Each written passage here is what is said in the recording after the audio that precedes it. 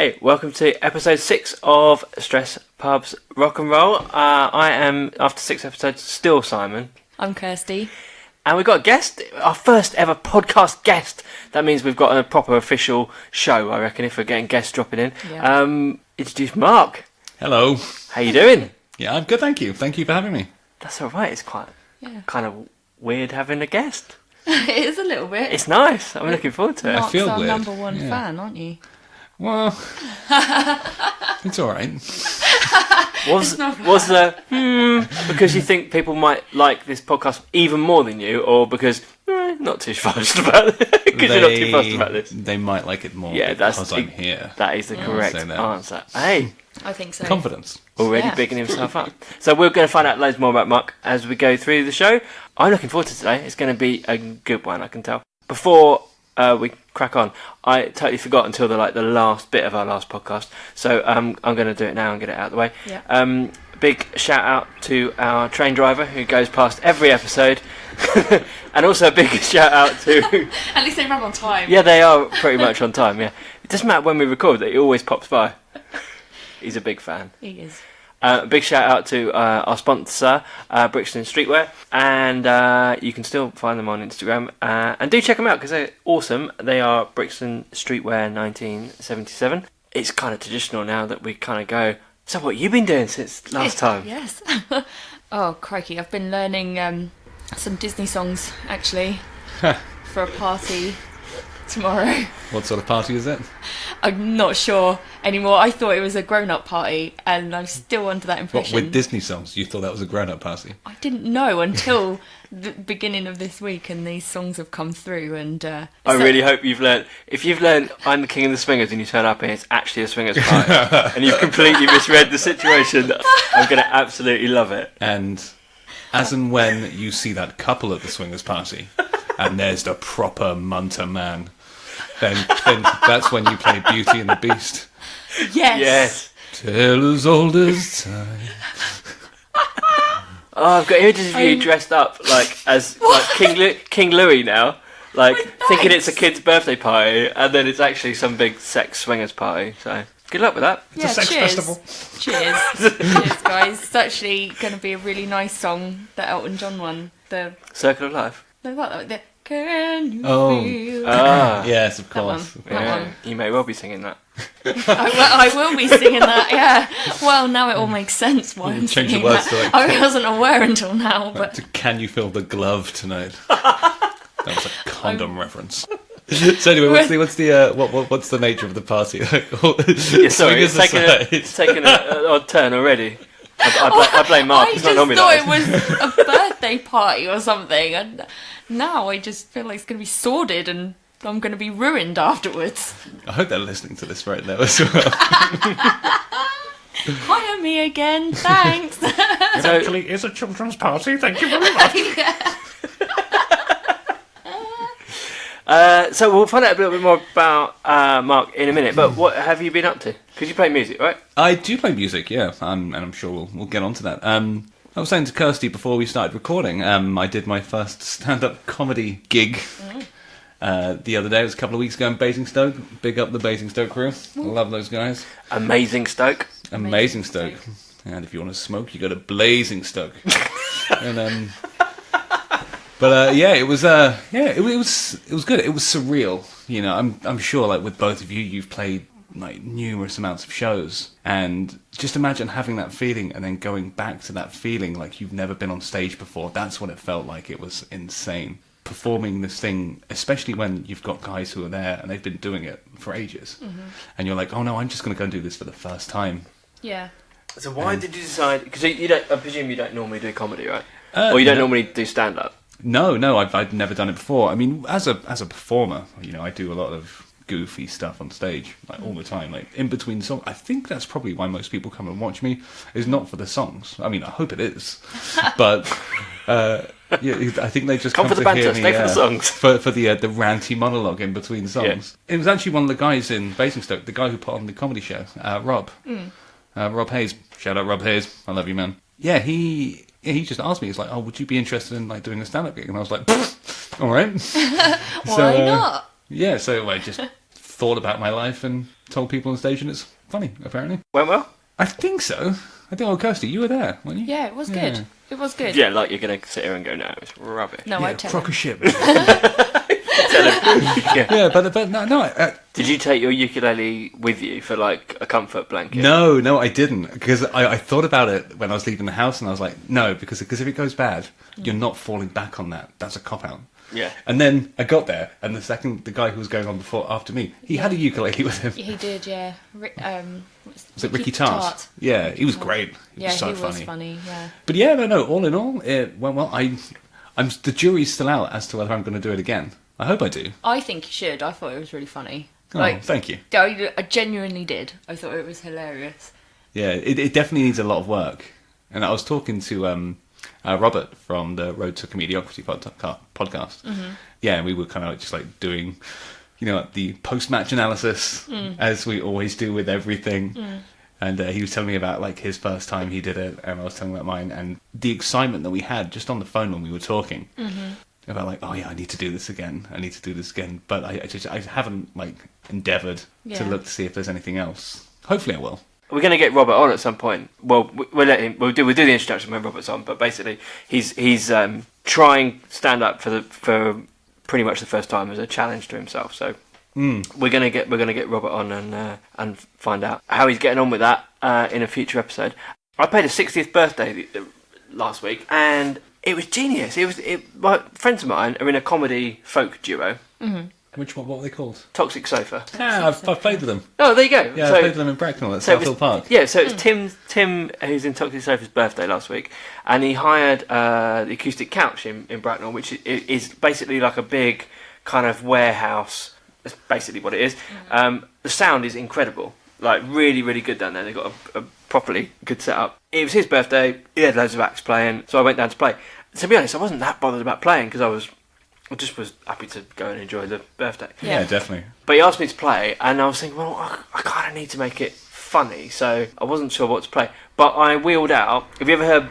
Do you know the song by Dolly Parton, Divorce? Yeah. Divorce. I don't. Really Carry on. gut-wrenchingly sad song. Right. About divorce. Well, Billy Connolly did a version of it, and it's unbelievably funny. It's his dog. Yeah, it's about his dog. Oh, amazing. Oh, yeah. Yeah. It's I'm just amazing. remembering the words, yeah. And so I thought, do you know what? I'll just try that, and it went down brilliantly. I loved it, and so I did that. And then I just focused on just being funny in between songs. So there was like loads of bands playing this thing. Toxic Sofa played. There was like 2 or 3 kind of solo acts in there, 2 bands like headlining. So yeah, it was good. Tim, Good fun. With Toxic Sofa. So as soon as you mentioned the name, I was like, I know this band because it was. I guess it was it an open mic thing? It was like pre-arranged. It wasn't like something that you just turn up with your instrument, write your name on the list. But but I saw them go on stage, and I was like, what the hell is going on? Oh, was Kim wearing like a neon wig? Like the wigs, and I was like, am I witnessing like a midlife crisis right now? Like, what's happening? But then they started playing. I was like, these guys are brilliant. Oh, So yeah, They are so good. I've chatted to Tim about this, and I was like, I didn't want to come across as being like derogatory, and I don't think I did. I think he took it, but it's like there's kind of a bit inbuilt joke. They sort of set themselves up, and you think, well, they're a husband and wife duo, but they purposely wear these stupid wigs, and they've got a ridiculous name, and like the whole setup is you just think, God, these guys are going to be rubbish, and like they're playing comedy songs, but like the genius of it is that they're really, really talented. They are like the girl's voice is amazing. Kim's got a brilliant voice. Yeah. Tim's got a good voice, but he's a brilliant guitarist. It the quality of like the act is just the kind of the sort of punchline underneath. It is. It works really well. It's this weird thing where like they kind of lull you into this like false sense of like judgmental security, where you look at them and you're like, oh. But then they start playing and you're like, oh. But then because of like the way they look, the spectacle, then you're just listening and you're captivated because it looks ridiculous. Yeah. And it's quite a good like marketing gimmick. Because it gets you. It's great, yeah, because the whole way through, like, you go, oh, these guys can play really well, and then they get a kazoo, or, like, an oversized recorder, or, like... Yeah. It's brilliant. So I'm a big fan. Yeah, of so this. if anyone's listening to this and they're in the local area, go and check out Toxic Sofa. Yeah, definitely. And I finally went to see a band I've been like trying to see since like the 90s. I went to see Alice in Chains last week. No way. Oh, did you? Loved it. I finally got to see him. Oh my gosh. So what was the guy's name? Was it? The guy Staley? Lane Staley. Yeah. Clearly, he died. Yeah. In like mid. So who do they have singing now? They've got some new guy. I can't remember his name. He's amazing. Really? And what I love about it is that. So if you don't know Alice in Chains, the sort of not gimmick, but the thing about their sound is they've got kind of two vocals most of the time, permanently at this kind of juxtaposition, kind of harmony thing. You've got Jerry Cantrell and the singer, and it creates this really odd but really beautiful sound against the backdrop of like proper grunge music. That's the best way I can describe that sound. Yeah, but it is. obviously It's quite haunting as well. Yeah, it's really haunting. But the singer died, and they've got this new singer, and what he's doing really well is he sounds a lot like the old singer, but he doesn't sound like he's doing an impression of him. Right, so he's naturally like that. He's kind of making it his own, but doing as much of a nod to the original. A bit like Paul Rodgers with Queen. Like yes. Do you know what I mean? He's not trying to be Freddie, but there's enough of it in there for you to go, okay, this kind of works. And you get to enjoy it the way that you should enjoy live music. It's not like orally with an AU, not OR. Like, sorry. No, I've got a story about that. Good. Good. All right. But you know you're not like doing this like oral comparison like in your mind when you're listening to it. You're just getting to embrace and enjoy it. Yeah. I loved the gig and came away going, I finally listened to all those songs that I've been listening to for ages. Yeah. I didn't come away going, it would have been really good if the Lane was still in it, or it would have been. Yeah. It's like coming away after watching like Queen and going, would have been a lot better if Freddie was there, but it was still good. I didn't have any of that. It was just kick ass. It was really good. Yeah, tell you, it was a while back now. It was wasn't Christmas just gone? The Christmas before, I went to go see Korn and Limp Bizkit. Oh, did you? At Wembley, and I was going there just because I was like, I was 15 once, and this was great, and so I was just going to have like a bit of a nostalgic evening. Turns out both bands are still incredible, beyond incredible live. Korn especially. Yeah, I bet. I was a little bit disgusted at how good they were. I mean, I'm so. Is he still wearing those like Adidas? No. He's gone a bit more demure now. It's a bit trendy. A bit more lacy, a bit more gothy. Oh, Lacy? a bit more gothy. Yeah. Lace, I was thinking, there was stuff the hanging all Meatloaf over kind him, of stuff. Yeah. Well, I mean, Meatloaf is probably a bit of a stretch, but well, if Meatloaf tried to fit into Jonathan Davis's clothes, that would be a stretch. I believe so. That would be. I was going to talk about music-related news this week, Yeah. and my first item was about YouTube. So what's going on with YouTube? This very day, in fact today, they launched. They've got a new streaming service they've launched called YouTube Music, and they have a YouTube Premium service as well.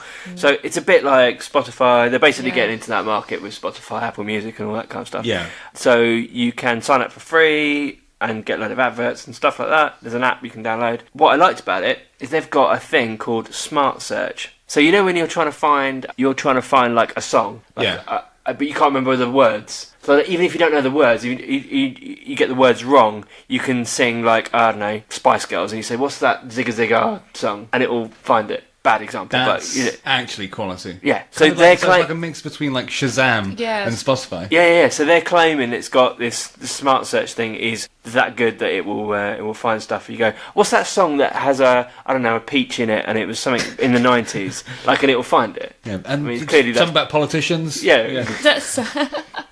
I will put that to the test. Yeah, we should test drive that. I honestly had no idea that existed. It's brand new, I think. Literally. So they launched it this week. Came out this week. Yeah. That's how current we are. And if you're listening to this podcast in a year's time, it was launched last year. It's been a really big week for gigs in London. I mean, I went to Alice in Chains, but like my whole Facebook feed has been full of people going to Ed Sheeran, Beyonce's been in town, Stones. Katy Perry, Rolling Stones. Not to bring it down, but I just want to say, like, as a punk kid, H2O are playing the Camden Underworld tonight. Are they? Yeah, And you've biffed it off to come and see us. Yeah, I mean, well, that babysitting, getting out to London would have been a mission. But my boy Hassan from Triple Sunday, is supporting H2O today, and this is big news. Oh, sweet. This is big news in the punk scene. Yeah. So That's pretty big up good. those guys. I haven't heard H2O in donkeys. I loved that band Literally. growing up so much. The Beyonce played this week. Check this out. Did she do a wedding? She may as well have done.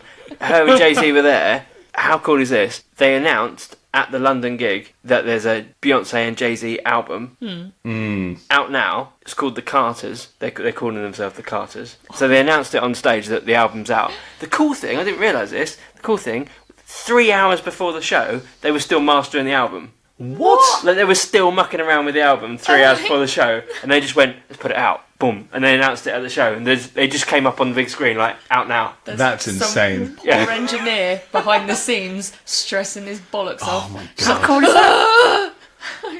that? I don't know if you've ever tried to like record something, mix, master, whatever under pressure. It is like It Yeah. takes us a week to record this ramblings.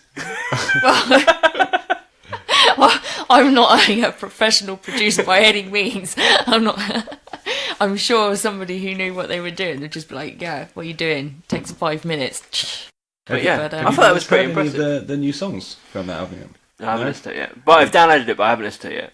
Oh, it's very good. Yeah. Yeah, I like it. I mean, I watched the latest music video where they're in the Louvre. Oh, yeah. Yeah, and I was a bit like, guys, I get it. Minted couple, both famous in their own right, can hire out the Louvre. Yeah. Great. Yeah. You know, but then so you're in this massive kind of like cathedral of culture, talking about how rich you are. You could just say you're rich. It's alright. You don't have to hire out the Louvre. It's fine. Yeah. Go down the high street and do it. You're in London. Go to Camden. Go to the canal. You'll be fine. It's really weird because it could go either way. If you're that rich and you're blatantly talking about how rich you are and how successful you are, people could quite easily go off you. Do you know what I mean? Yeah. No, definitely. But But I feel like with them, everyone goes, "Yeah, you're rich. Yeah, we're going to make you even more rich. I mean, we love you for being without sounding successful." too crass, isn't that like the culture though? Yeah, I guess. Surely, it is. like it's hip hop used to be. Not that I'm like some scholar of hip hop. This white guy wearing a pink T-shirt with a Super Nintendo controller on it, balding hair, 3 kids. I'm not here being like, yeah, I did the road. Early days of hip hop. Yeah, it used to be about like oppression and like fight the power, It like is Public very much Enemy. celebrate, like look at my bling kind of thing. Yeah, and they just got into this like vanity thing, and I'm not even sure what the hell is going on right now. Because I only found out about half a year ago about like some shit called mumble rap. Have you guys God, What's yeah. that? onto this? No, what's that? I feel like it will annoy you, but it annoyed the hell out of me. It probably Yeah. will annoy me then. Do you like it? To be fair, I haven't properly dived in. I've done the very pedestrian thing of being like, I'll skim the surface, and then I tell you how pedestrian I am. I read about it on the BBC News website. you know what? We can fist bump for dad life, right? Yeah. That's how we do it. When you find out about the new rap artists because they're on the BBC website, then that's Oh my when God. you know you're probably not in the scene. But I just know this song, and I'm gonna sound like to anyone who's listening who knows about this type of music. But it's a song Gucci Gang, and the hook of the song is just going Gucci Gang, like just a whole way through. I'm like, mate, cool. Oh, it's I can't remember his name. I think I spoke to you about it. There's a guy he's got like videos on Facebook. He's got long ginger hair, and he does parody videos like about veganism and stuff like Right, that. okay. And he's like, oh, if meat eaters were like vegans. Oh, And- You're not as thinking in of like Will- these little like comedy skits. He you does mean? like Oh tiny yeah, little I've ones. seen those. Yeah, Yes. and he Okay. does one where he's like a rapper, and he's like, yeah, so I'm a rapper, and then he's got his friend on a laptop, and they're recording their new tune, and he's like, oh, what's that on your wrist? And he's like, oh, it's a Timex. And he's like, that sounds expensive. Roll it. And he's like, plays the thing, and he's like, Timex on my wrist. What? Like, and he literally repeats it over and over, and then he's like, yeah, that's it. Just repeat that for the next like 2 minutes 40. And I like how you put in that like quasi London accent at the end. Yeah, just repeat that for the next 2 minutes 40 seconds, innit, bro? It's so true though. And then it literally it's come up with a little what do you call it? A little blurb. and it was in the top 40 for the next, 6 weeks or something. Oh, is this the whitest thing you've ever recorded? It is now. It's amazing. So we talked last week about the importance of looking after your voice and not losing your voice. Indeed. Pearl Jam cancelled their show yesterday. Oh, or they did, yes. Tuesday. Eddie Vedder's lost his voice. Yeah. Sucks. My friend, I hope he doesn't mind me talking about this. We literally spoke about it the other day. He purchased a ticket last minute for Pearl Jam, and then then obviously they cancelled the show literally 5 minutes after he bought the ticket, and he was gutted. He was gutted. Yeah. And then the day afterwards, he had an opportunity to get Rolling Stones tickets, but he could only get them as a pair or something like that, or as a couple, and he had no one to go with him, and he was like, great, well, I've just missed out on 2 gigs that I really wanted to go sucks. to. Yeah. So up yours, life. It's a tough one though, isn't it? Because it's whilst it is so upsetting when a band cancels a show at the last minute, what would you rather? Would you rather the chance to go and see them again in maybe 6 months or a year's time, or go and watch them while they're way below par? Yeah. Exactly. I fully agree. Especially with a band like Pearl Jam, because they are a pure legacy band. They've got the back catalogue to back them up. And and it's not like one of the big things about Pearl Jam is Eddie's voice is pretty fun. I know most bands have a lead singer who you can recognise the voice of, but some bands are more iconic for the voice than others, and I feel like Pearl Jam are very much anchored around Eddie's voice. Yeah. So you want to see it. The brilliant thing, I went to see a Pearl Jam, I've seen him a couple of times actually, a Pearl Jam tribute band a couple of months ago. I followed the guys on Facebook. Weirdly enough, on Tuesday night when Pearl Jam cancelled their show, they were also playing in London. Yeah. Ha. A load of the people who couldn't go to Pearl Jam piled into the Pearl Jam tribute act, and they were posting pictures this is the biggest gig we've ever done. That's actually dope. Yeah. That's wicked. That's fucking cool. That is pretty cool. I mean, but Clean it up. And they're a shit hot tribute as well. They're really really do you good. think they knew that there was a sniff that they were going to cancel it? We need this show. This is just good marketing. Right. So what's the tribute act's name? Well, they're called Pearl Jam, but this Jam is with 2 M's. Oh, okay. And they're very good. They are very, very good. You should definitely go and see them. If they played in Reading recently, so I went to see them there. But I've seen them twice in Reading. Guess what I'm seeing in October? Well, you won't be able to guess because it's completely random. It's weird. It's Daphne and Celeste, isn't it? How did you know? They played at Reading Festival, didn't they? They got bottles of piss thrown at them, didn't they? Bottles. They did. I was there. Bowled off. Yeah. Was it? Did you? Savage, wasn't it? Did I throw any? Did you urinate? No. I felt really bad actually. You've just been to the loo. You're like, damn it, why have I already been? Yes, that was exactly it. So what I did instead is I went to the kebab van and just asked for naan bread, shat in it, and throw that at them. No. I felt really bad when that was happening. I know they were there to be the scapegoat, but I remember seeing. Yeah, you don't want to see that though, do you? I remember seeing Good Charlotte there as well. Oh God, yeah, I was And there. yeah, do you remember that? And it was horrible. But the worst thing is that and I'm not a massive Good Charlotte fan. I mean, they've got a few songs that I'm like, oh, they're quite poppy, they're quite cool. They put on a brilliant show. They did. Yeah. A really good show. They turned it into a game, didn't they? Though they were like, Yes. all right, on the count of 3, everyone throw your bottle of pee. 1, Yeah. 2, woo! And they just made it into. They were like, well, it's going to happen anyway, so we might as well make it. It's a into shame game. though. It's a shame because it really does ruin a good gig. The best one was G Unit. I didn't see that. Oh, No. epic. Someone lit a chair on fire. Random chair. One of them though. It's what we call fire Kia. Oh God. I'm sorry. Someone got a bottle though to the face, What, on stage? yeah. One of the units. One of the units. That's savage. That's not very nice. But they literally had a hissy fit. Oh, we're not going to play anymore. They slammed their microphones on the floor and then just stormed off. I was like, yeah, well, way to handle that. They sounded exactly like that. Oh, we're not going to play anymore. Maybe 50 Cent, but I'm really not happy with the situation right now. You're a bit so mean. what I like is that you've got ability to just do any accent you like perfectly. Like you can do gangster rap, you can do, I don't know what that was. Yeah, and there was a bit of Croydon in there, I heard earlier. Yeah, 2 minute 47, yeah. It's quite a skill. It's a gift. It is a gift. It's a gift that keeps on giving. But anyway, So Simon, you were yeah, back to, for clarity, I'm not going to see Daphne and Celeste.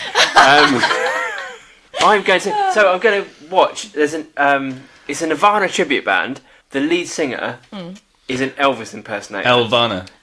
Have you seen them? I've seen videos of them. I've seen videos too, great. and I can't wait to see them. Yeah. They're playing in Bournemouth, and we're going to make a weekend of it. Oh wow! It's basically like the band is quite true to Nirvana sound. They play it properly and in the grunge style, but the singer is just sings it in the style of like really hammed up Elvis impersonator. I freaking love it already. What? Yeah, it's amazing.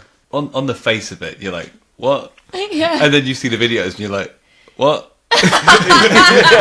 but you like it. We just like, they're playing in Bournemouth, should we go and have a weekend away? We're like, yeah, that sounds like a perfectly good excuse. That's an like, excellent place to go and see them as well on the coast. Definitely. amazing. I think so. Have a few jars, watch some weird act, and then Then go play the penny machines. weird segue. Well, not as weird segue, because we're in the kind of grunge Nirvana-esque area. Well, very much in the Nirvana area. I'm totally in there. And only because this leads us on to what we're talking about tonight, which is producers.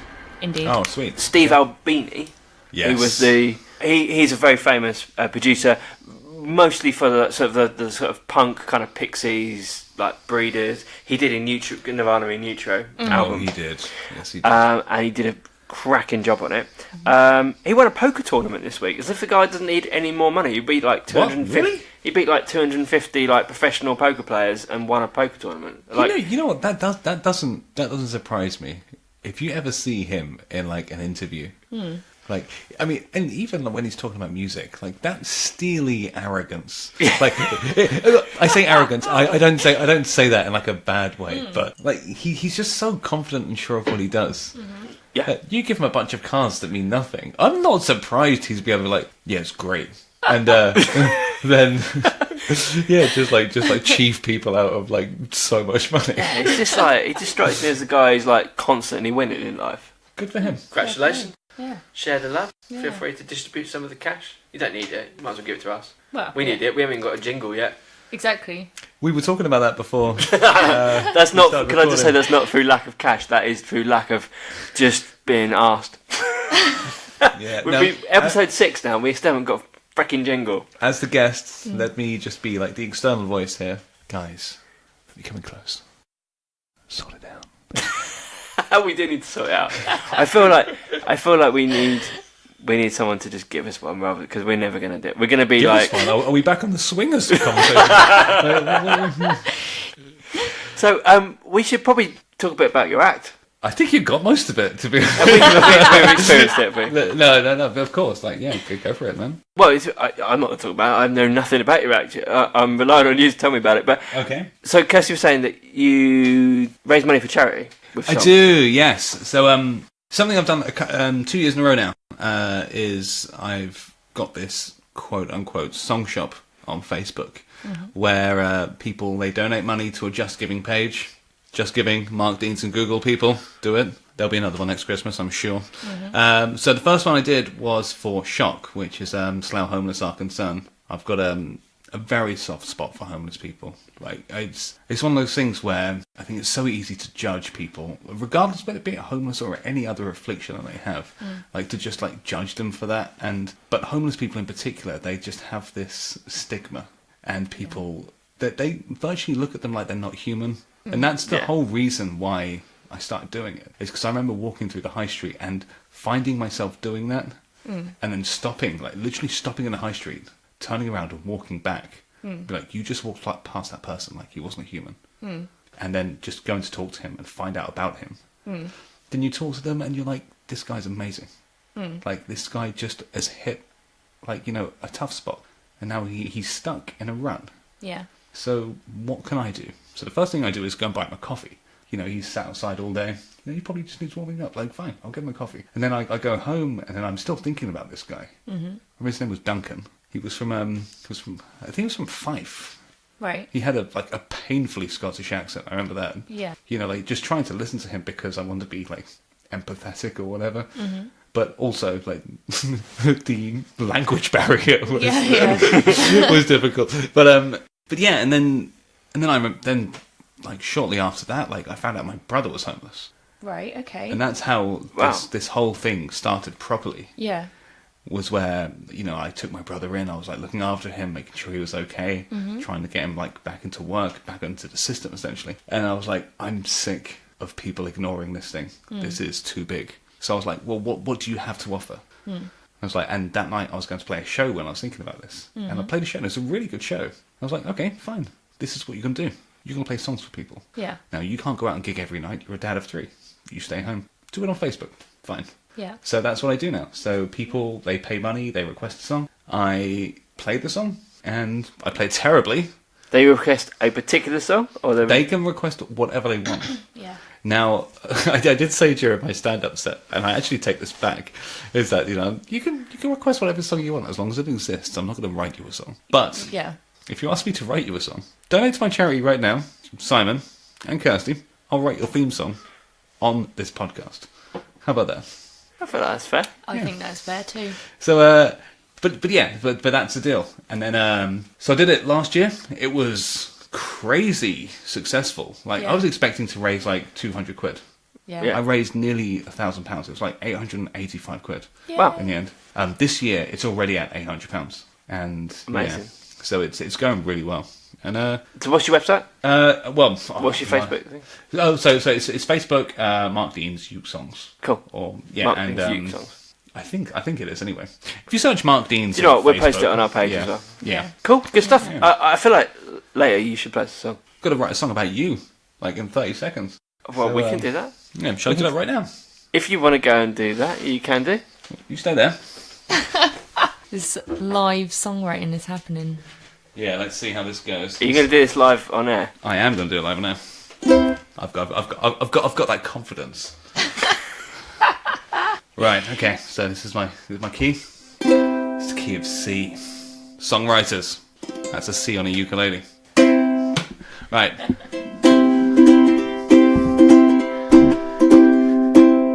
Kirsty and Simon, each one will chime in, talking on their podcast, stress about rock and roll. Woo! It's the World Cup. We started a bit of a fun game last week. We did. Controversial game, because Mark's already turned up tonight and been annoyed at me about Supergrass. I will say nothing on that. So we're into the quarterfinals. If you haven't listened to last week, I'm not even going to bother explaining the rules, because where have you been? You should have listened to last week. Go back and listen to the podcast. Damn straight. It's a good one. I will say this as a guest. It was a good one. I enjoyed it. To put it in a nutshell, it's we've got a battle of bands. Yeah. Basically. Yeah. I will stay relatively quiet. I'll just listen to what you've got to say. Oh, great. Yeah. That's taking it on the chin, isn't it?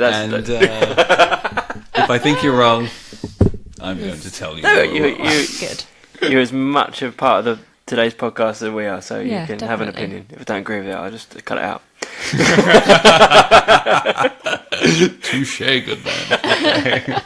So, what I've done, in a normal knockout tournament, you know who's going to meet who, but I thought it would be really fun to just completely mix it up again. Mm-hmm. Yeah, me too. And pick them at random. So, we pick 2 bands, we pick a venue, and then we decide who goes through to the next round. Yeah, shall I pick the bands? Yeah, go on. 5 showstoppers. A Lady Gaga. 5 versus Lady Gaga. Okay. Look, as a guest, do you want to pick a venue from these? Sure thing. Okay. Now, I've deliberately not put in venues that we've already been played on. Yeah. To make it interesting. This is actually a very tough one. I'll say this. So we've got 5 and Lady Gaga. Yep. Playing at Gay Pride. Oh. Ooh. Gaga for me, I reckon. She's got the costumes and the theatrics. But do you have baggy trousers and tight woolly jumpers? And long leather jackets. And Queen on your side. I mean, come on! Now, they could change the words to 5 will make you go down.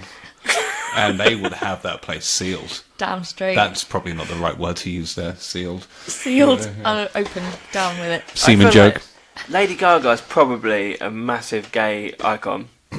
Probably.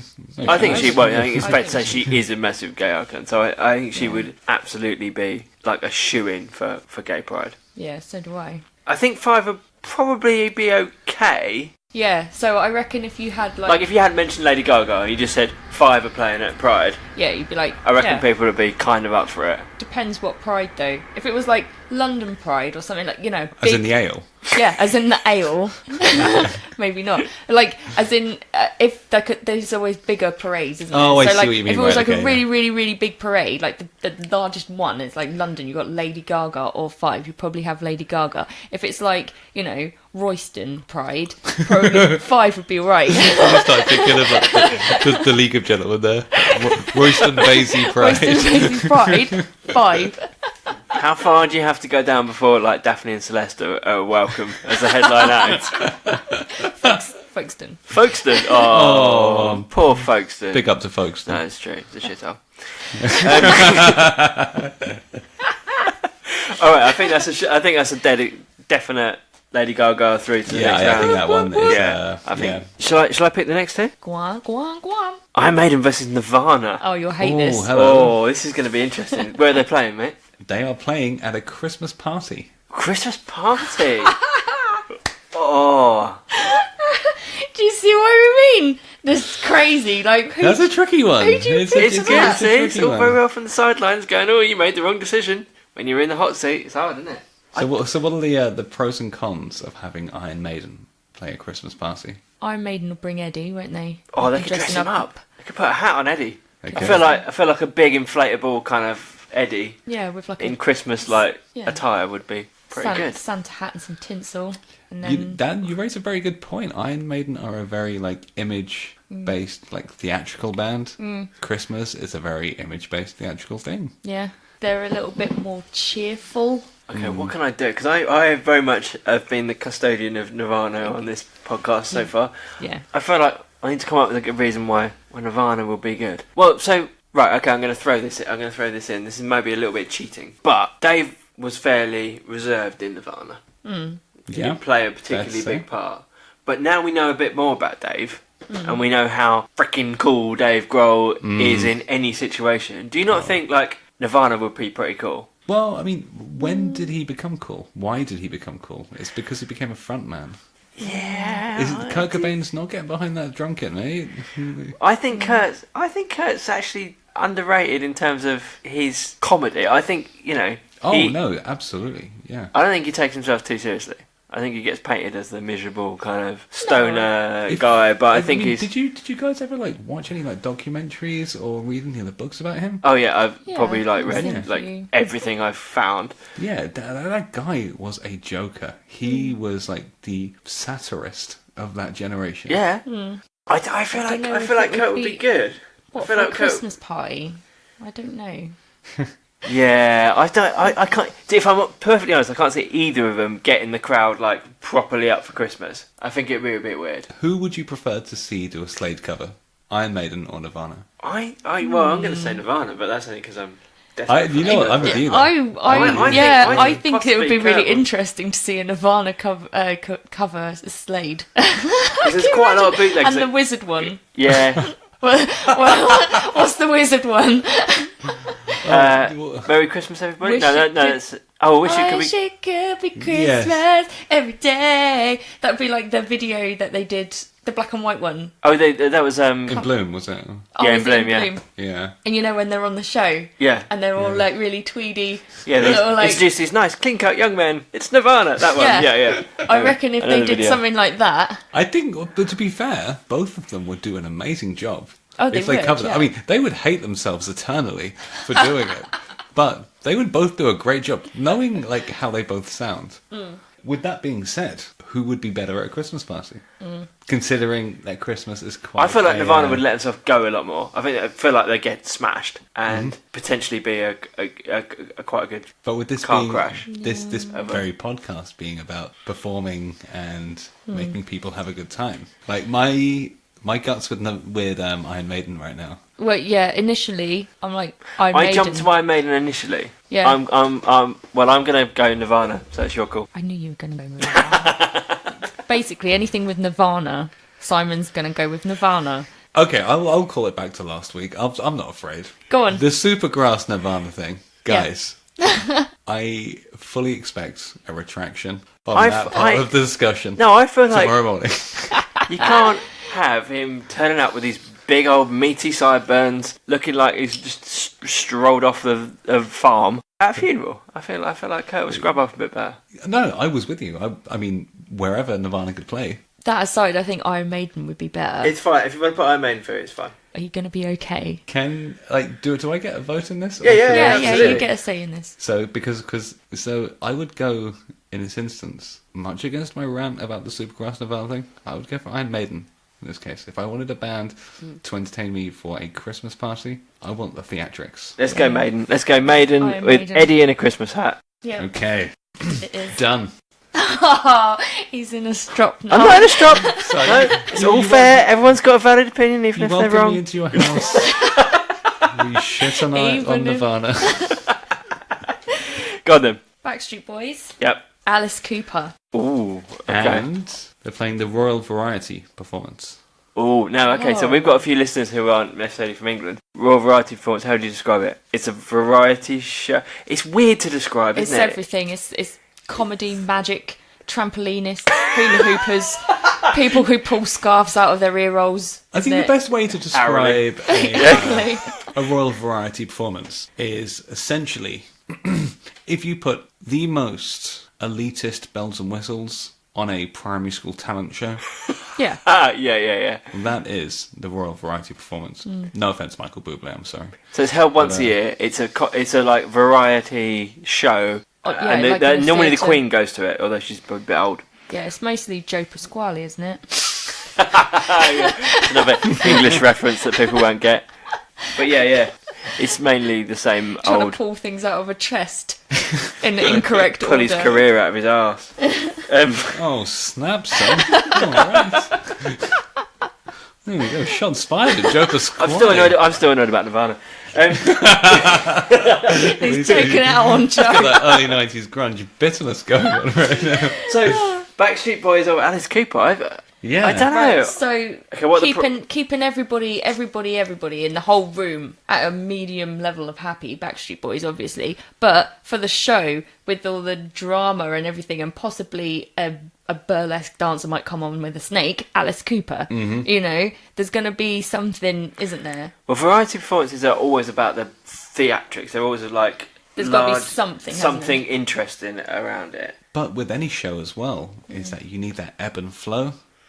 Is that like you're gonna have your like more subdued acts, like you might have Nora Jones, for example. So like, I don't know why I didn't come, and then so she's gonna do that, and then you're gonna have, let's say, Joe Pasquale straight afterwards, Yeah. like saying something about his old man being a dustman. I don't know. Yeah.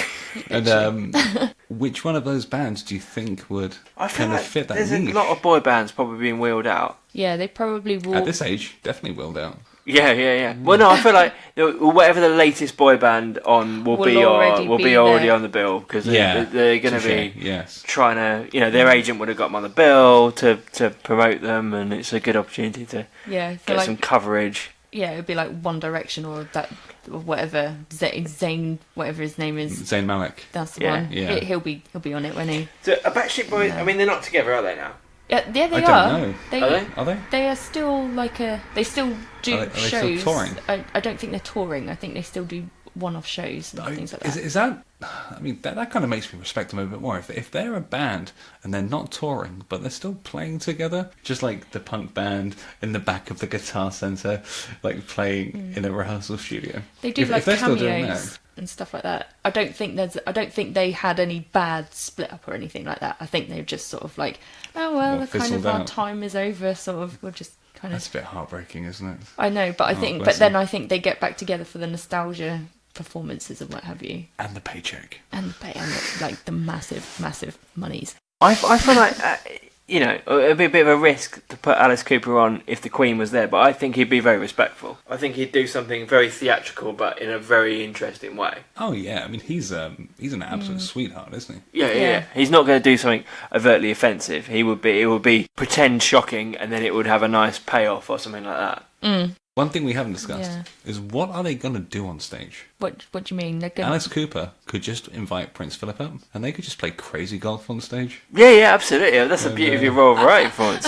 Like, I would pay to see that. Yes, Alice, Mr. Cooper, you did very good in that shot. Bloody good. Did you know I'm racist? They've got one of those roll out putting kits from Argos. Yeah, one of the ones from the 80s where it like fires it back at you. Shoots it back out. Okay, so let's say that is what he does. Is he through? Alice's putting challenge. Yeah. Yes. I feel I may have skewed. No, I feel like Alice's golf show is got him into the semis. So about your swingers Disney thing. Yeah. Speaking of semis, We got one last match up then. Beyonce, Queen of all things, versus Chicks on Speed. Oh, this is going to come down to.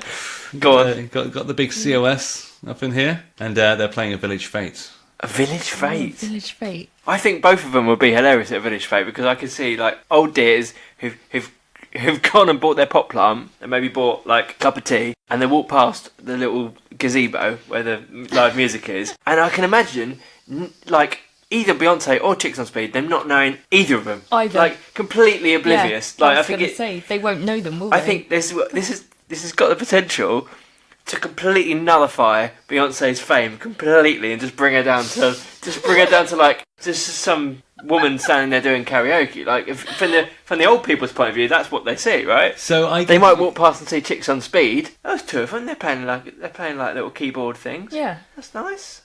Doris, what do you think of this? You're looking at Beyonce right now at a Village Fate, and just let that sink in for a second. Like, Beyonce, she's got wellies. Yeah, she's at like Fulmer Village Fate right now, and she's on like St George's Green or whatever the hell it's called, and it's maybe a bit raining, so there's not many people there. But you in your mind right now, you're thinking Beyonce is there on this barren stage. It's a gazebo. Like, basically, it's actually a gazebo. It's a gazebo. Yeah, it's a gazebo from B&Q. Yeah. In my mind, if Beyonce's playing the Village Fate, she's got a helicopter flying in at the back, which has got all the pyrotechnics, and she is blowing this fate out of the water. Okay. No, all right, that's fine. With that in mind, it would be like right. You've all seen The Vicar of Dibley. Right? Yeah. Okay, right. You know when so Alice. So Alice thinks that her cousin Reg Dwight is Elton John. Yeah. And she invites him to open the Village Fate, and everyone starts to believe that Elton John could be related to Alice, or Alice Tinker, and so. It's not Elton John at all. It's this guy, and he comes. He's a saxophonist though, thank goodness. So he turns up at the door and she's like, "I'm so honoured you asked me to open your Village Fate. You know, a lot of people think I'm Elton John because his name's also Reg Dwight, and they're like, no, why would you think that?" Crikey. And then so it's all gone tits up, and then thankfully though, Kylie Minogue turns up because she thinks she does. She thinks that Elton John's playing. Yeah. So I mean, it could be like that. Like, and they all make a banner, don't they? What I love about Village Fate is they are properly crap, aren't they? They're like really shit entertainment, but like. So that's kind of where I see Beyonce in this scenario. She's in this world, but no, her hype doesn't hold quite so much weight. Because she's still got to queue up for a burger like everyone else. Yeah, she's got to judge the good-looking vegetable competition. Yeah, the biggest marrow competition. Yeah, about that marrow. Who can bake the best Victoria sponge? All that kind of stuff. I bet Beyonce would love a Victoria sponge. Yeah, I reckon she would. I'm just picturing her right now. So Just you've got Margaret, Ethel, Joyce, and Valerie, Yeah. right? So they're all sat there nervously, kind of nursing their sponges, making sure okay. Yeah. And then just Beyonce coming up and being like, "Oh my god, it's so moist. How'd you get the jam in there so nice?" And yeah, but her like being completely vacuous and LA, just being like, "How did it come to this?" Well, this is We were it. planning a wedding in Barnstable last week. and I think the answer gone downhill. is, I think the answer is this podcast. Yeah. I feel if Blame us. Beyonce ever hears this, she's going to Fulmer Village Fete. I mean, Beyonce probably wouldn't be able to have all of her showpiece, would she? No, not going to fit in a 3x3 gazebo. No. Yeah, I'm just saying. Just sorry. imagine like the amount of people who would be in Beyonce's entourage would probably dwarf the amount of people who would go to a village fete. Yeah.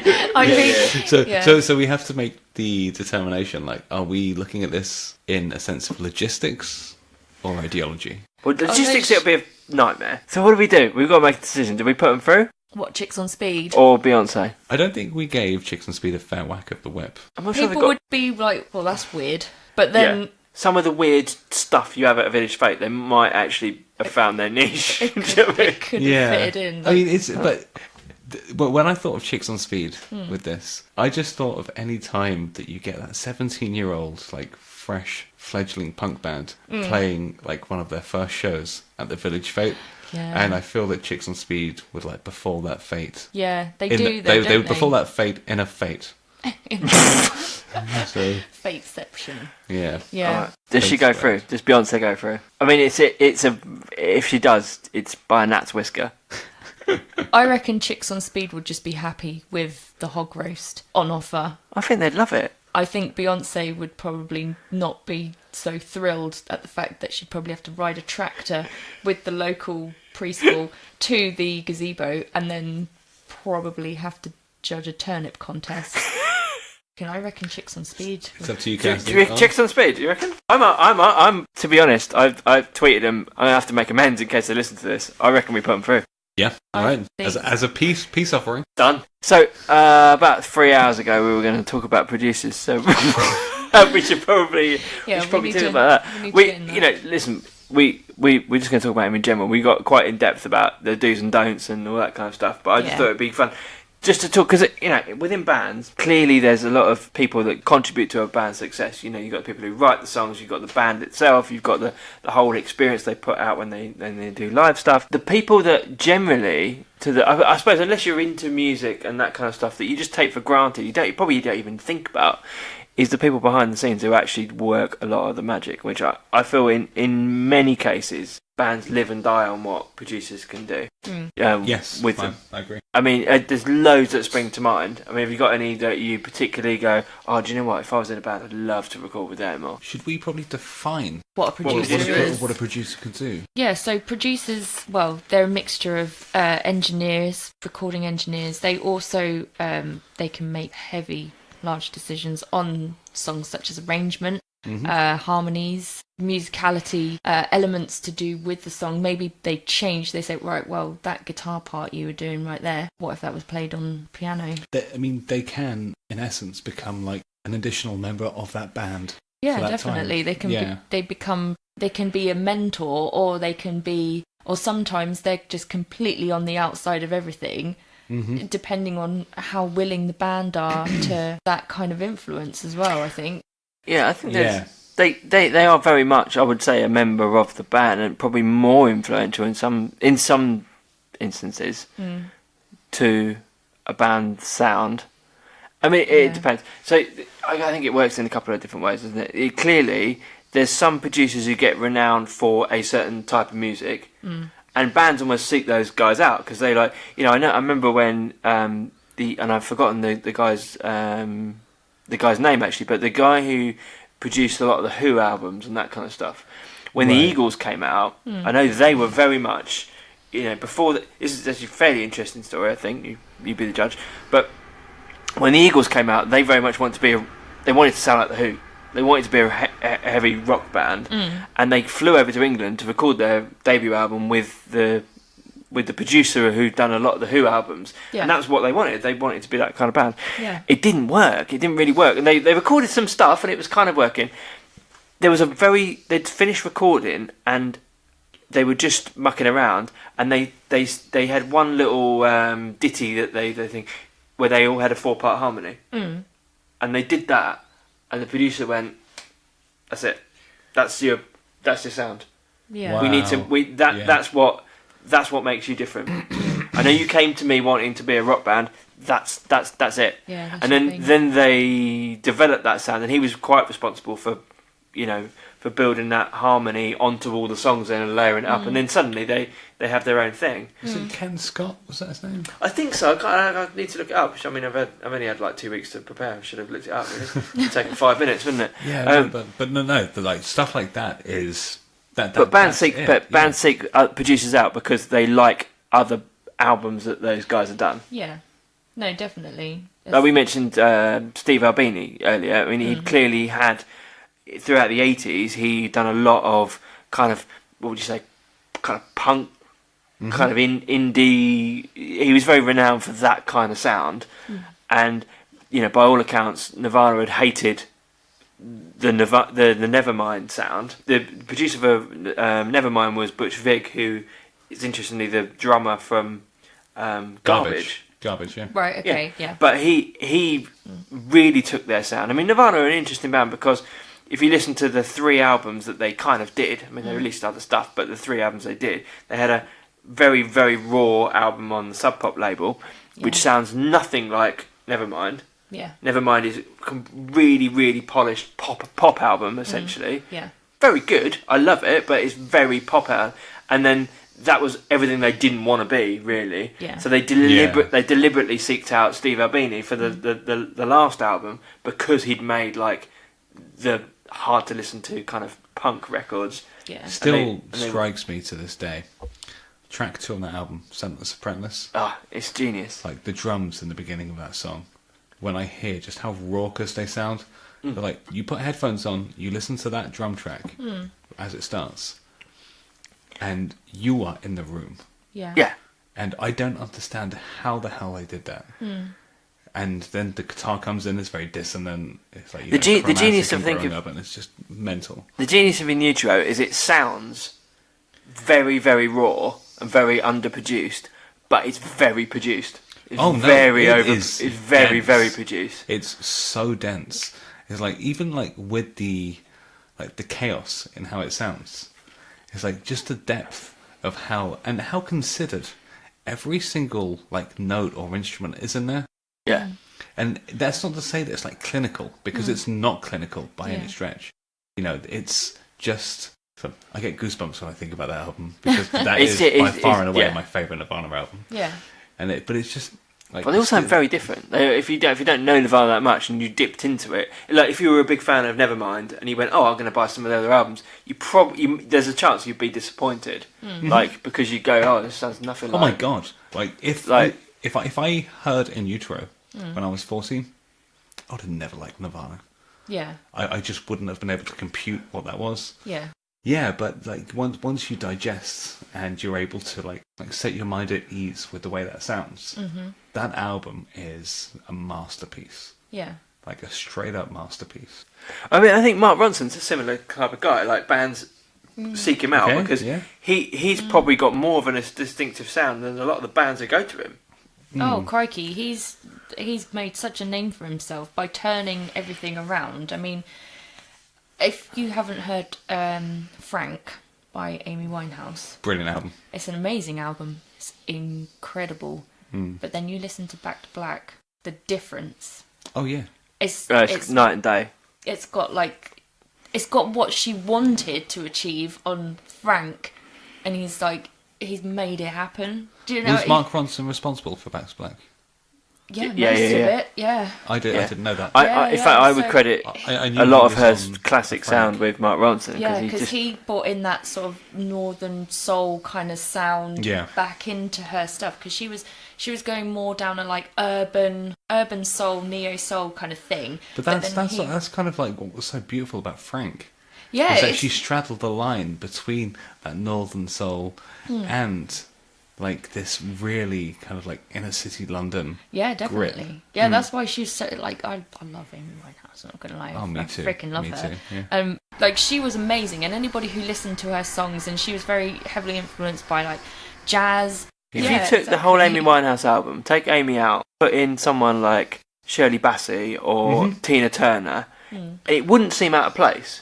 No, It would just seem very in your face, over the top, Vegas kind of showgirl, blah blah blah blah. That's a very good point. Yeah, Yeah. but you put Amy back in, and it makes it this really odd kind of like, ooh, this is Like really upbeat, but it's juxtaposed, really kind of there's something not quite very comfortable about this, and it works so brilliantly. Yeah, so also Yeah, it's like because the, she's vulnerable. So she's very responsible for the songwriting Yeah, and that element of things. And she, like, I think there's some footage of it. She's literally there in the studio with Mark at the time, and she's like jamming out a song, and she's literally like writing it there, and he's like, oh, do you know what you should do? You should do this. You should do that. And she goes back in the cupboard. Literally, she's like in a cupboard. She's like, No yeah, way. just give me a minute. I just need a minute. And she's like in a cupboard, just like playing guitar, trying to figure out this thing. I didn't know she played guitar. Oh yeah, Amy Winehouse, like that's how she wrote her songs, was like guitar herself, sat there working out the chords, and then all the magic would sort of happen afterwards, and then they have like great big horn sections and stuff like that. That's a very Ronson thing to do, Yeah, isn't it? Yeah. so that's why I think her songs are great, because you can just strip them right back down to the guitar again, and they're still as strong as they are. Yes. well, I 100%. think that Like, also says a lot about Mark Ronson, is that he hasn't ripped up the song and gone, no, it needs to be like this. Yeah. He's listened to the song and he's put texture and grandiose stuff where it needs to be, but only where it needs to be. He hasn't changed the structure. He hasn't, he might have had some input into the. I think you should go to a chorus here. But if you, I mentioned it in one of the previous podcasts, that Lady Gaga documentary. So Mark was the producer on her last album that she did, and I have much more respect for him from watching that video, because I think Mark, he's got a sound about him, Mark Ronson, and you kind of assume that probably in a studio setting he's going to be quite imposing with, like, this is the Mark Ronson sound. But when you watch that Lady Gaga documentary, he's so respectful of people's songs, and he just listens and he just knows what's right for the song, and even the way he puts it across is so like. And in a consultative way, and that surprised me, to be honest, because I thought, actually, do you know what? He's such a big personality, or he seems to be. So you know how he started, right? So he started he loved music growing up. He started out as a DJ. okay, that doesn't surprise me. Yeah. But yeah. So that's what he did. He was a DJ for a bit, and then there came a point in his life, and I can't remember why, but he just wanted to learn guitar, and that changed the way that he looked at music.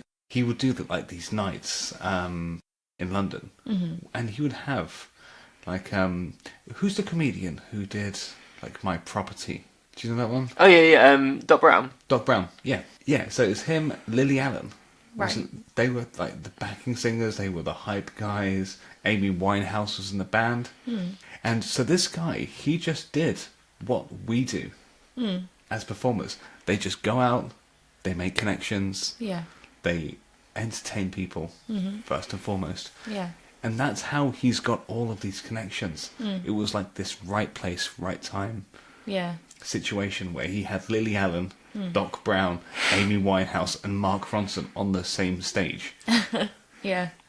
I mean, the guy I would put in the same league, different genre, but in the same league would be George Martin with the Beatles. The ability of that guy to be able to turn around and go, John, don't do that bit. Or do you know what? I like what you were attempting to do, but we're going to do this. Like, he just had the ability, they come to him with genius stuff that most of us would go, well, do you know better than me?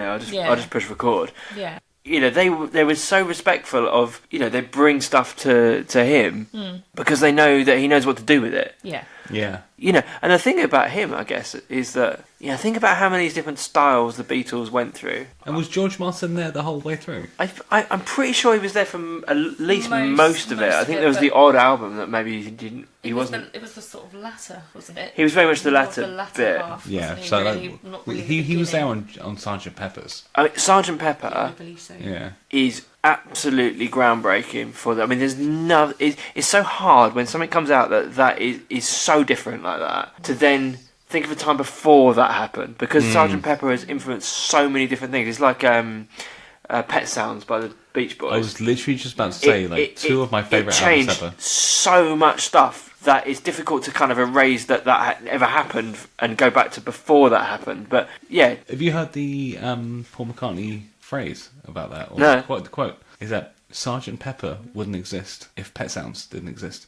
Paul McCartney heard Pet Sounds and was like, I need to make something as audacious as this. There was definitely some showmanship around, like, oh my god, who can make the most outrageous concept album. Yeah. In that time. I mean, everyone was massively off their nuts on stuff anyway, which helps kind of the bravado of going, we're going to go in this direction. But the only two bands I can think of that completely changed their sound and their audience went with them. Yeah. Completely went with them. It's the Beatles, we're going to go, whatever you put out. Yeah. Even let Ringo write a song, for God's sake. It's like Yellow Just Submarine. That Yeah, Family it's Guy fine. scene, like, oh, I wrote a song. Oh, we'll just put that one in the fridge.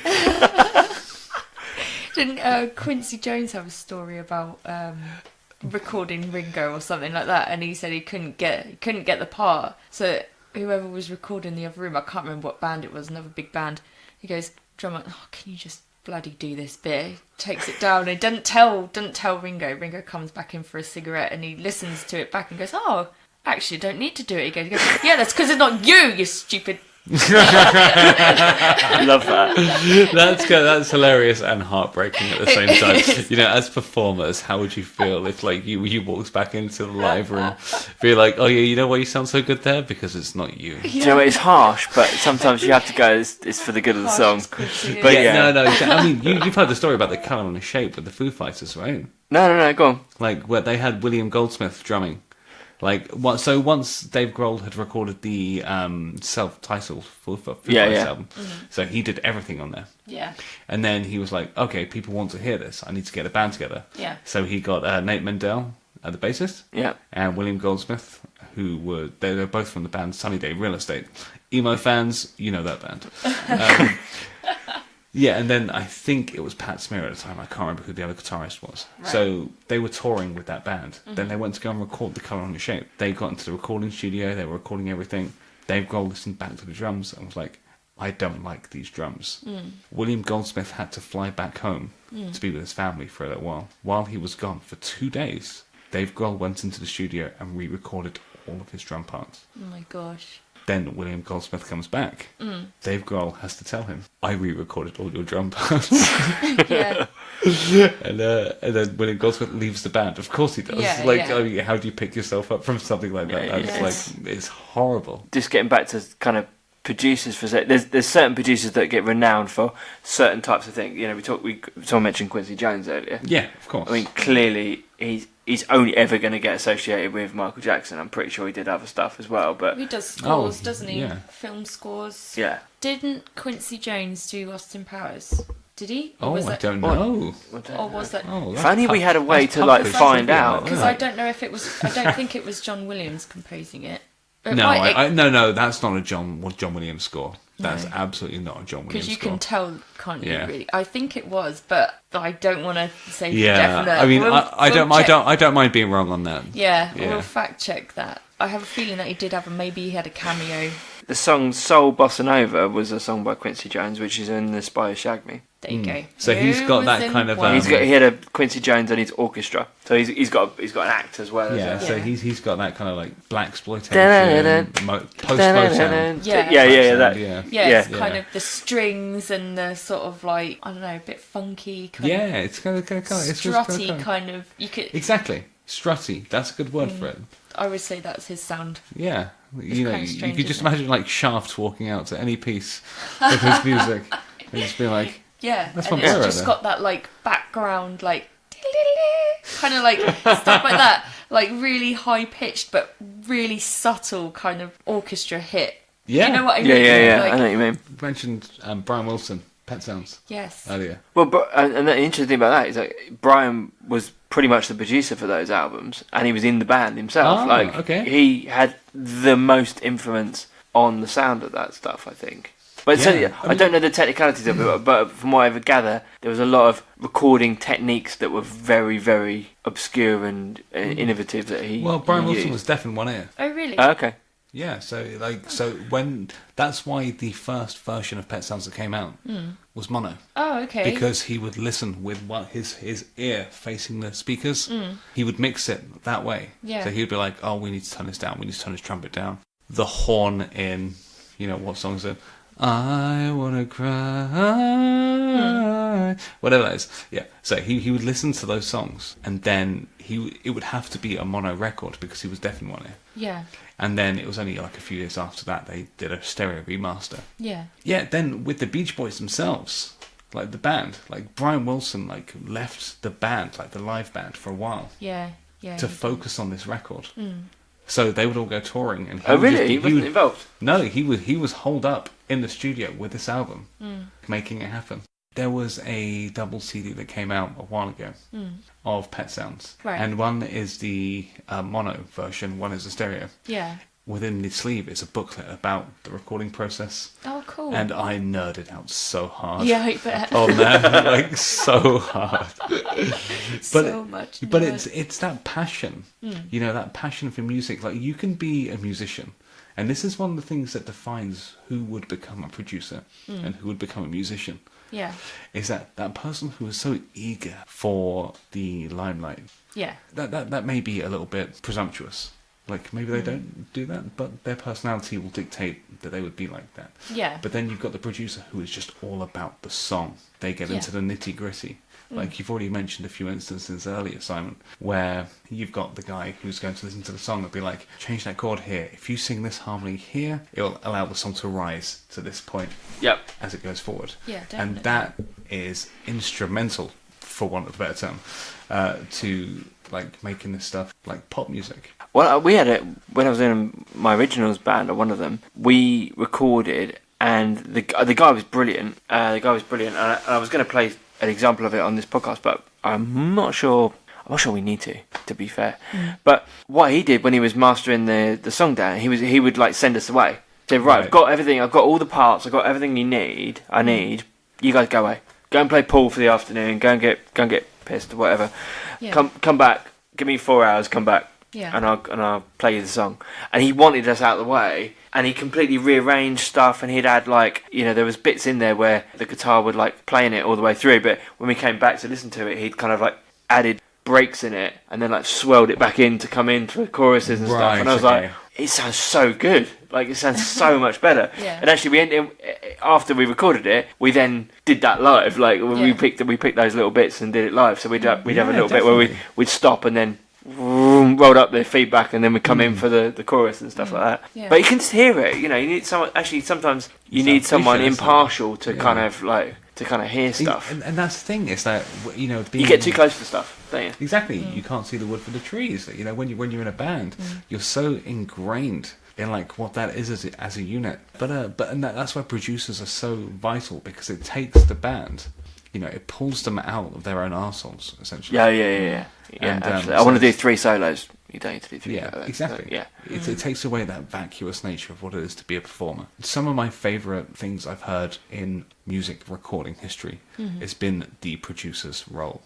It's like that impartial, but almost critically, constructive nature. Yeah. Oh, I think you can definitely fall out with bands pretty quick. As a producer, I think part of your role is to be fairly thick-skinned. Recently, I was at my cousin's wedding, and I was sat on a table with a variety of people. I was sat next to a producer on my left, and then across the table from me, I was sat opposite a musician who had what he called, not me, he deemed himself a failed musician. I didn't. He said and then he told me why, and he said back in his heyday of being a musician. He was in a fairly famous band. They had a record deal. And then what happens in a record deal, for those who don't know, is that usually you'll go under what's called a development deal, and you'll be developed by a record company. So you'll do your demos, you'll get some tracks done, and they'll see if you're worth investing in. You know, you might do some photos, you might... Just for reference, that's what Hayley Williams from Paramore had. Oh, really? Yeah, and then so you can either, what happens after your development deal is you either get fully signed, or they just decide that you're not going to go anywhere, it's not going to work, and then you get dumped. Basically, it's like that's just the way it is. Okay, that it's been the same way for a very long time. I don't think it's going to change. It's very similar. I mean, obviously the deal's different now, but. So I believe they were in their development deal from what I could understand, but they were really well known, and he told me the band name. I'm not going to mention them on here, but Are they a known band? Yes. They got dumped by the record company because they refused to work with the producer because they were adamant that they were so good, their songs were so good, they didn't need the input of a producer. Now, to a point, you can say that to a producer. You can say, no, I believe that my product and what I've made and my creation is good. I don't think that your idea is very good. But the thing that they struggled with was taking on any input from anybody. And like this, almost like arrogance or self-belief. Exactly. I always feel hesitant to say the word arrogance because I don't think that's what it is. Yeah. You know, but it's like confidence in what you're doing. Yeah. So it shifted. It's like there's such a fine line between being confident that what you've written is good and we're talking about 5 right now, aren't we? No, we're not talking about 5. But basically, he regretted the decision. Therein lays the importance of understanding what a producer is. They're not there to like encroach on what you do. They're there to enhance. Exactly. Yeah, exactly. Unless of course they are told by the record company, we need another one of these albums. Do you know what I mean? They're having quite a lot in like country music where they're in Nashville, where you're recording so many artists so quickly. Oh yeah. And they have a massive hit with a song, and it's like, right, we need to just record another one of these songs. Boom. Doesn't matter what the person wants to do. Don't make it sound like this. Exactly. Boom, boom. So So occasionally it happens. I was doing a bit of research around producers. 2 amazing stories that I didn't realise. You know the song "I Shot the Sheriff"? Yeah. Bob Marley and the Wailers version. I think Eric Clapton wrote it, didn't he? But I don't know. Or the other way around. But they both did it. But anyway, the Bob Marley and the Wailers version. But the story about it, they finished. I mean, their version, Bob Marley's version, is amazing. Yes, it is. They'd finished recording that. Yeah. The band went outside, and while they were outside, the bassist, who was still in there, Anton Barrett, handed the producer, who was Phil Brown, a massive doobie. And it broke apart and fell onto the tape and melted the tape of the recording. You're kidding. And unbeknownst to the band, so they had to try and repair it and put this bloody song back together before the band came back in. Oh my god! Isn't that like an amazing story? Just like go. You can't leave a cliffhanger. Like, what the hell happened? Well, that's all I know. That's the only anecdote I got. But yeah, he said I had a joint in my mouth. It just fell apart. It melted the tape. Like, so did they have to recut it? Did they managed to repair the tape. I think they managed to. Oh my god! It's amazing. I love the fact that it's a Bob Marley record, and they managed to repair the tape from a pot burn on the tape. That is brilliant. It's great, isn't it? Straight up gold. Do you know the other? This is going to blow your mind. Well, it did mine anyway. Sitting on the dock of the bay, Otis Redding. Yes. Right. What's the most iconic bit about that song? Well, apart from the hook, like the whistling. The whistling, right? Yeah. From what I've read this week, this apparently is true. I've kind of fact-checked it a couple of places, and it seems to be true. He didn't have a second verse, right? So when they were recording it, they recorded the first verse, he just whistled the second verse as a placeholder because he hadn't written the words yet. No way. He dies before they finish recording the song. And as a tribute to him, the producer uses the whistling part instead of... Are you kidding me? Instead of anything else in the song. I hope to God that's true. That's what I read this week. It blew my mind, and I really hope that's true. Oh. It's freaking amazing. I'm starting watering in my eyes. not even kidding. That's gorgeous. How cool is that? Yeah, someone like making that decision to be like, this song needs to get out because it's so brilliant. Yeah. He only got one verse in. We need to add. Yeah. Like, what do we do? What have we got? This thing that's going to honour this great person. Like, oh. So, I think it's probably about time to look at our semi-final. Yes. Okay. And let's see if we can do this in under an hour, unlike the quarterfinal. Okay, so we're going to pick two teams. I've mixed them up because otherwise it gets a bit predictable. I think the beauty of this game is that we don't know what's going to happen until we pull the names out of the hat. So, Kirsty, do you want to do the first one? Right, Lady Gaga Okay. and Alice Cooper. Oh, okay. It depends where they're going to play, though, I think. They're playing a christening, children. Oh, now, okay. Right, so Alice Cooper has got children, though, hasn't he? He has got children. Daughter, hasn't he? I think he's got a few children. Mm-hmm. So he's probably good with kids. Maybe a little bit scary, though. They might not really... I mean, if it's christening, it's going to be, like, really, really little kids, isn't it? And then, like, between the ages of, like, 3 and 5, and then there's the elder family members. Yes, yes. Lady Gaga, also quite scary. Scary? Well, her theatrical look. now, I would tell you something. I keep banging on about this. I'm not being paid by him, I promise. I watched the Lady Gaga documentary. Yeah. I'm pretty sure she goes to a christening in that. She doesn't perform. But most of her theatrics is very much an act, as is Alice Cooper, to be honest. I think they're actually, I would say they're probably the same type of act. They are very, very similar if you think about it. In terms of like the spectacle and the everything bombast. is an act, and everything is designed to shock and to be unpredictable. And I've forgotten my point. But no, I think she comes across as nice and, but I mean with personal. Lady Gaga, aka Stephanie Ginotto, as she is known Good knowledge. off the stage, she's a very good pianist. Yeah. She is, yeah. And she has like that sensitive part of her that I think could swing a christening. Like she could play Songbird by Eva Cassidy. Yeah. Or Fleetwood Does Mac, Alice Cooper play an instrument? I don't know. I don't know. I don't know either. I'm not sure whether he could rock out something. Yeah, I'd say rock out. Whether he could knock out something like. Well, I mean, like I'm just trying to think. So you could play a song like, I don't know, I'm just trying to think of a good Lady Gaga song. May take me a while. Oh snap, Lady Gaga. Oh, that's Well, harsh. things like but, Joanne and what was the latest one she's done? That's Million Reasons is the one I was trying to think of. Oh, right. Right. Okay. Yeah, yeah. Yes. Of course. I think she'd be great. I think she'd be really, really good for Christian. I don't think she would necessarily take the edge off it. Alice Cooper, I'm not. The only thing I can think about Alice Cooper, right, is christenings. No one wants to be at a christening.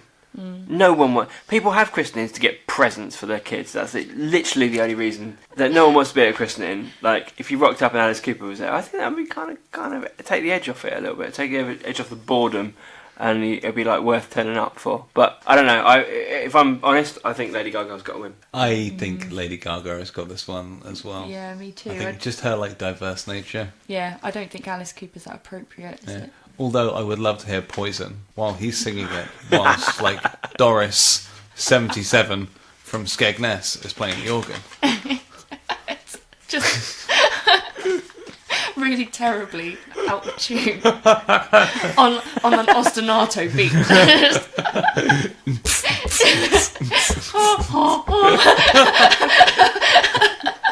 Bizarre. Into the world we live in, of our imagination. So, which leaves us with, if you've been doing the maths, you probably haven't. To be honest, you're probably not even listening anymore. If you're still with us, you would have worked out that the two bands we've got left are Iron Maiden and Chicks on Speed. I can't believe Chicks on Speed is still. I can't believe it. No one can. This is the most Chicks gigs on Speed. the most gigs they've ever had. Yeah. They've knocked out Beyonce.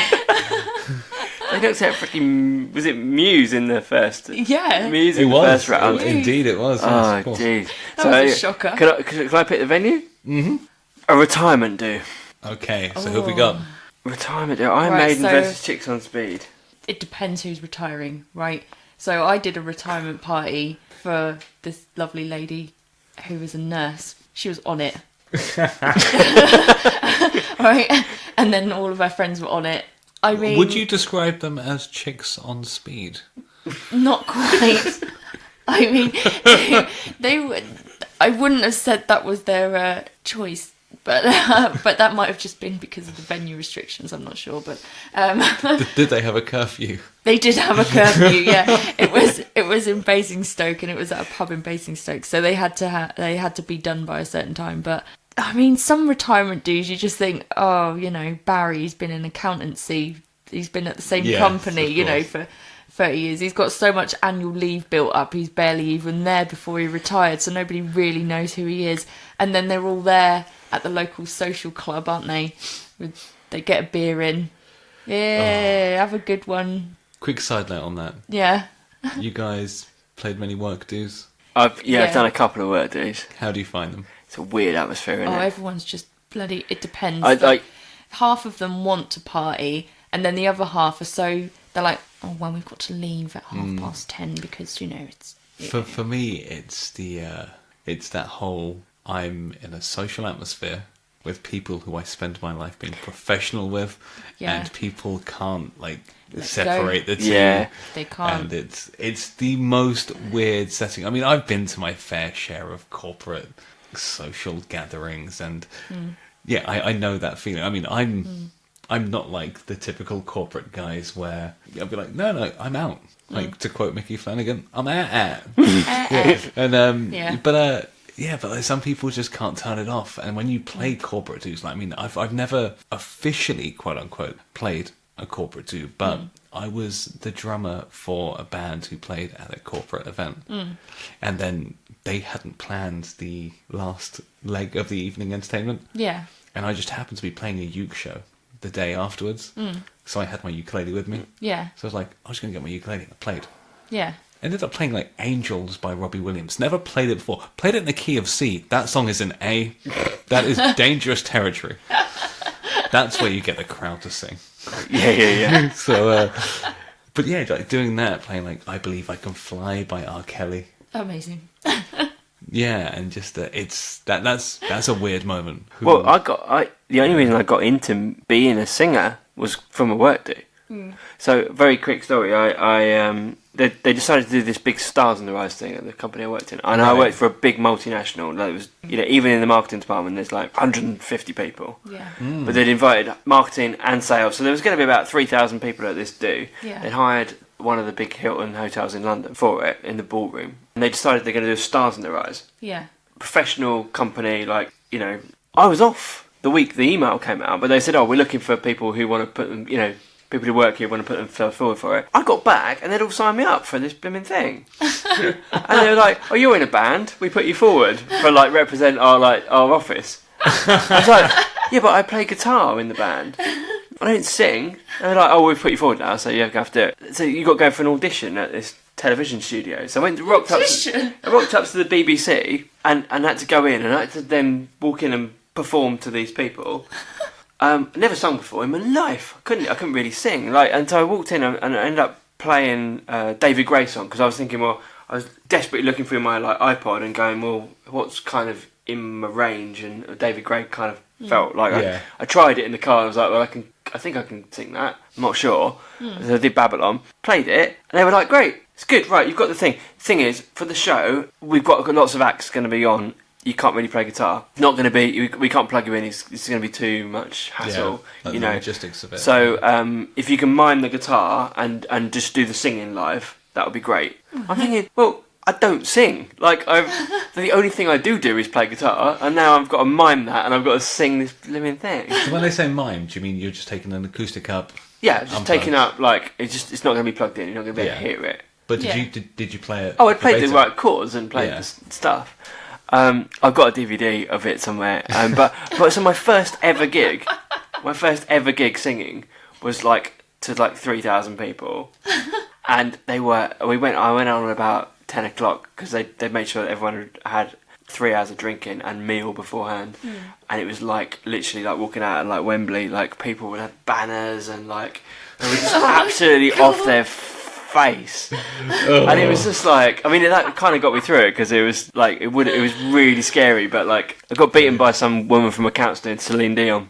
Only because she forgot the bloody words as well. So I think it was a sympathy vote. She forgot the words and went, "Oh no, you have to start with backing track again." So she actually go back off, and then they started it again. Oh my And then she did that whole like Britain's Got Talent thing. Oh yeah. So she brought the sob story to the stage. Gutted. I was absolutely gutted. How dare she? But that's the only reason I'm a singer. I kind of feel like Iron Maiden. There's a good chance, right, nowadays, people who are retiring, obviously they're going to be like 60s if you've made a lot of money. Maybe they might kind of be harping back to when they were in their 30s, and Iron Maiden were just kind of, there's a good chance like Barry from Accounts probably likes proper metal. Do you know what I mean? Barry's a hard nut. Yeah, like that's sort of his thing. You've got to bear in mind at retirement parties as well, it's not just the people they worked with, it's their family members are going to be there as well, and their friends and everything. That's very true. So they're only, because they're supporting them through the retirement as well, and like, because it's a big change in your life being like, oh, you don't work anymore, what are you going to do with your life? And then a lot of people actually go, get that band back together, Barry. we're getting the band back together. Yeah, so I stopped working there. I listened to a bit of Iron Maiden. I was like, I think I still got an Echo acoustic guitar in the back of the garage. Yeah. I'm going to learn Run to the Hills. But I'm going to play it at Christmas time. I'm going to call it Run to the Hills. I think Iron Maiden. I feel like Iron Maiden are going to go through. Yeah. As much as I feel bad in a way, weirdly, kicking Chicks of Speed out at this late. Bye. You know what? They ran that course. Yeah. I think they've been ran that hanging course. on too long. They've had a good run. No, I think Iron Maiden was the unanimous decision there. Yeah. That was a good one. Same. Cool. Kind of done this game show to death now, but we're through to the final, I reckon. We got it. We've got 2 left. Lady Gaga versus Iron Maiden. I think as our guest for tonight, I think you should pick the final venue of the evening. All right. Make it a good one, Mark. Here I go. It's all down to you. If it's, Drum roll, please, children. I mean, it's the big climax, so it's your fault if it ends on a damp squib. Oh, it does not disappoint. It does not disappoint. So we've got Lady Gaga, Iron Maiden, Yeah. at an NRA rally.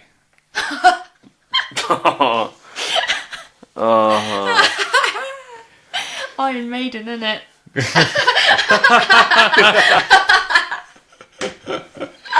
Well, I feel like they're not going to appreciate women turning up. White man came across the sea. Would they do it though? Would Iron Maiden do it? I don't know if they would. I don't think either of them would do it. No. No. But that's not the aim of the game, my dear boy. They don't have any choice. Do you know what? I could see if Iron Maiden just sucked it up and just played. I reckon there'd be a load of people like, yeah, whoa, rock and roll, man. Oh yeah, definitely. Yeah, they get on pretty well. I can't see in any stretch how Lady Gaga could enthuse people. No. I feel Unless she wore the famous meat dress. Do you know what? I think she'd be probably set up, if I read her kind of like mentality right, she'd probably set up in the way that they would expect her to set up, and like get really, like properly hyped up in like, yeah, like pro guns, like woo, yeah, and then she completely just undercut them with like, you're all stupid, like because of this.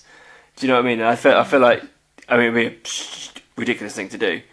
Why antagonise a group of people with guns? But do you know? But she's the queen of like setting something up for completely other reasons. Oh yeah, definitely. Like, definitely. You're going to treat women in the music industry like pieces of meat. Well, I'm gonna be a walking piece of meat. Yeah. Like, do you know what I mean? I'm gonna wear a meat dress. Yeah, like definitely. I feel like if she was gonna do it, she'd probably make a real point. I think you're on something there in the sense that out of those 2 bands, or those 2 acts, I should say, who is the most likely to actually take the bait and perform at an NRA rally? And I think the answer is Lady Gaga. Like Iron Maiden, I think they would probably be a little bit above that, perhaps. Whereas Lady Gaga would be like, I don't mean this in a bad way. I'm trying to think if I don't want to make a joke out of this, but like I feel like she could probably. I could imagine her having a load of school kids, in the backdrop of all the school shootings and stuff. I can imagine her having a load of school kids on stage, and like all the school kids like pull out guns and like gun her down or gun people. Do you know what I mean? Like something like really like unexpected. Like I don't mean that to be funny, because that's not a funny subject. I could imagine that being some sort of like PR kind of a really like social message that you're trying to put across. Where it's like a weird game of dodgeball, whereas instead of using balls, you're using bullets. And, I would suck at that game. I'd suck at dodgeball, so I'd be dead in seconds. Oh yeah, because I think she'd be absolutely like fully against playing, and like, you know, if she was gonna do it, I think she'd probably make a point of I think doing something outrageous. She's got a little bit of the punk rock about her, where she would go in there with an agenda. Yeah, she would. Yeah. I think Iron Maiden would just... they're predominantly British, aren't they, really? They're sort of very...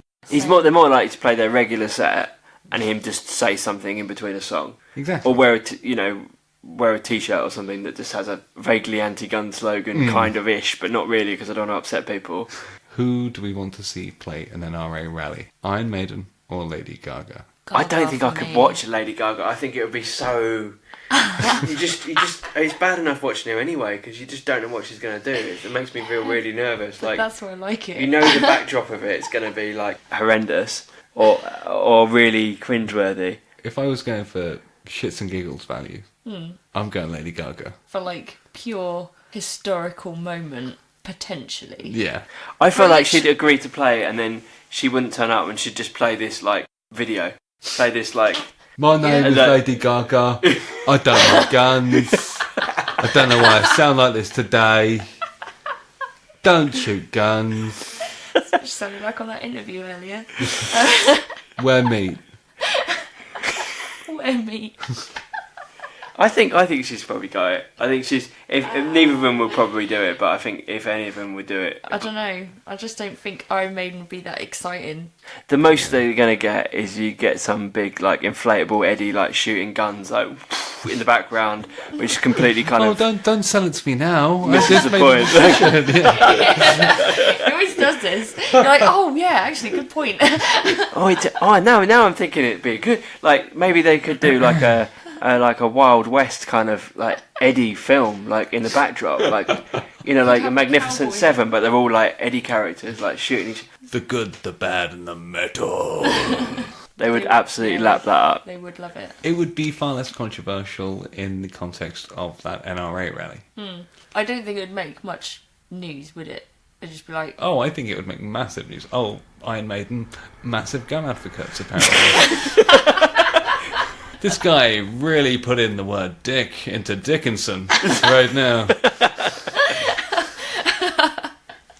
We'd just like to say that Iron Maiden are not, as far as we all are aware, pro-gun handling, gun-toting maniacs. I mean, maybe they are. I don't know. Yeah. How about count of three? 1, 2, 3. Lady Gaga. Yep. Okay. 3 out of 3. Done. She's won. I wouldn't Congratulations, want to put her in Lady that. Gaga. Yeah. Round of applause, Lady Gaga. You won! Well done. You won the World Cup. Thank you for listening. Thank you. I wasn't actually talking to you, but... Cheers. But you were looking at me. I know. So I assumed you were. Thanks for listening to episode 6. Yes, that was a really fun one. I enjoyed that. Yeah, it was good. I enjoyed that a lot. Thanks very much, Mark, for coming in. And No, guys, thank you so much for having me. This has been, it's been really fun. I really enjoyed this. Hey, if you want to donate to a very worthy cause, then check out Mark's page. If you want him to play a song, yeah, we'll see you guys real soon. I'm going to play you out, quite shamelessly, with one of my songs, if that's okay. Thank you very much. This is called She Hides Away Her Love.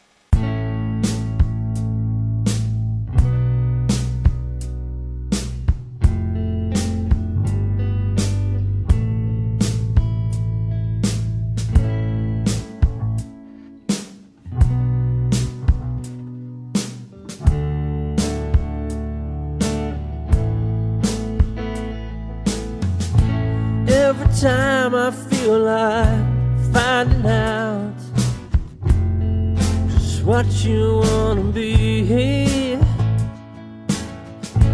I lose sight of how this came about,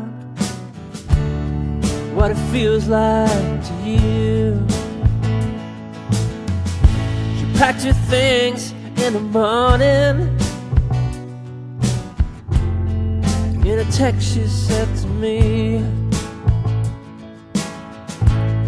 reevaluate what's important. Till then I'll leave you be. She would hide away her love for the good of everyone. She would hide away her love for the good of everyone.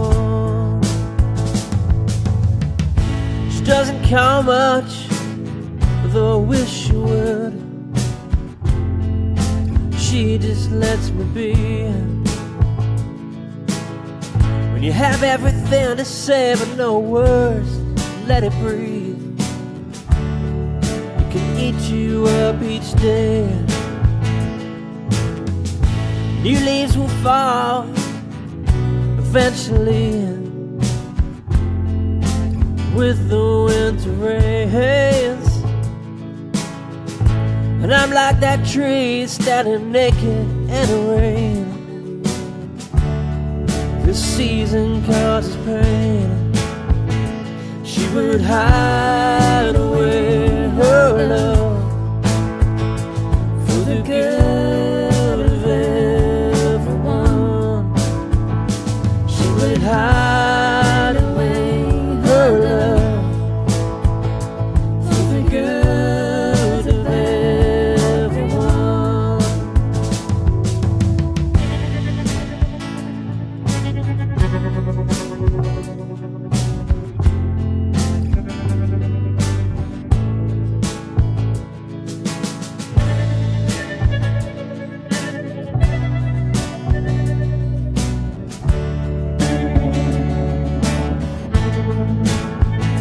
She would hide away her love for the good of everyone. She would hide away her love for the good of everyone. She would hide away her love for the good of everyone.